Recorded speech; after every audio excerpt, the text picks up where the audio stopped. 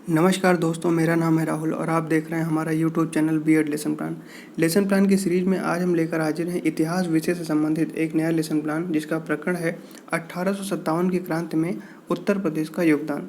तो चलिए शुरू करते हैं। जैसा कि आप लोग जानते हैं कि लेसन प्लान के फॉर्मेट में सबसे ऊपर हम पाठ्य योजना संख्या लिखते हैं, उसके बाद संस्था या विद्यालय का नाम और उसके बाद ब्लॉक्स बनाते हैं जिसमें दिनांक, कक्षा, वर्ग, विषय, उप विषय, कालांश और अवधि लिखते हैं। प्रकरण है आज का हमारा 1857 की क्रांति में उत्तर प्रदेश का योगदान। यह लेसन प्लान कक्षा 9 के लिए उपयुक्त है, बाकी आप अपने सिलेबस से इसको मैच कर सकते हैं।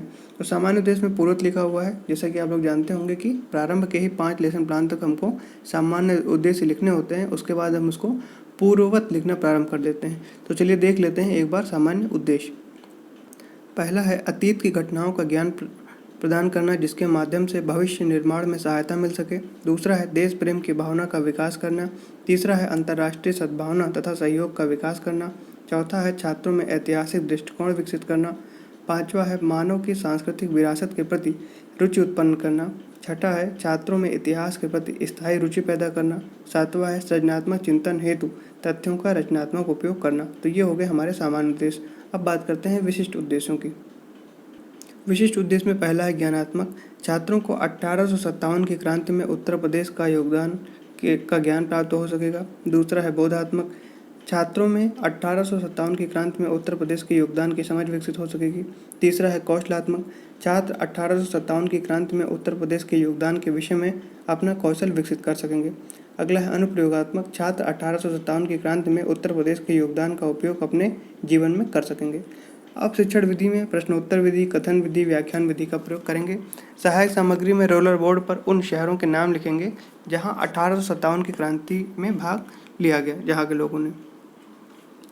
पूर्व ज्ञान में सभी छात्र 1857 की क्रांति के बारे में सामान्य जानकारी रखते हैं। अब प्रस्तावना में 2 कॉलम बनाएंगे, प्रश्न और उत्तर। पहला प्रश्न है 1857 की क्रांति कहाँ से प्रारंभ हुई। उत्तर में लिखेंगे बैरकपुर से। बैरकपुर कहाँ स्थित है? वो मेरठ से। तीसरा प्रश्न है 1857 की क्रांति में उत्तर प्रदेश का क्या योगदान है।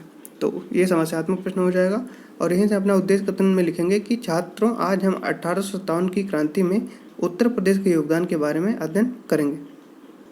अब प्रस्तुतिकरण में 3 कॉलम बनाएंगे। पहला है शिक्षण बिंदु, दूसरा है छात्राध्यापक क्रियाएं और तीसरा है छात्र क्रियाएं।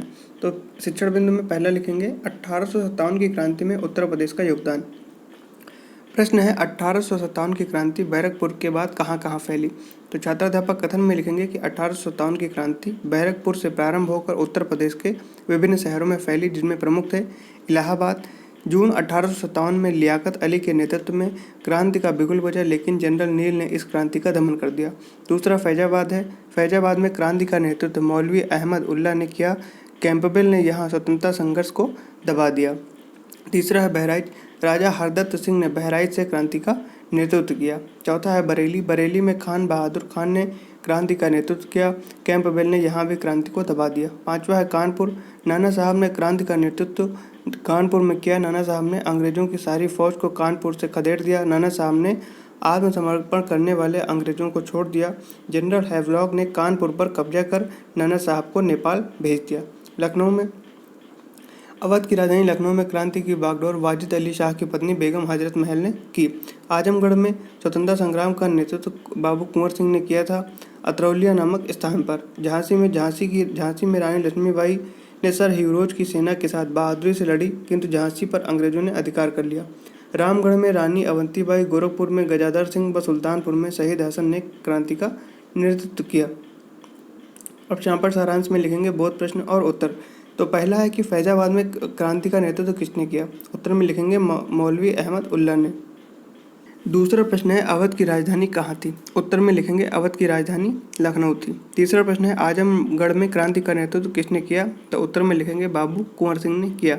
लेखन व निरीक्षण कार्य। तो छात्राध्यापक कथन द्वारा श्याम पर सारांश लिखने का निर्देश देकर संपूर्ण कक्षा का निरीक्षण किया जाएगा। पुनरावृत्ति प्रश्न में पहला है झांसी में क्रांति का नेतृत्व किसने किया। दूसरा प्रश्न है कानपुर में क्रांति का परिणाम क्या हुआ।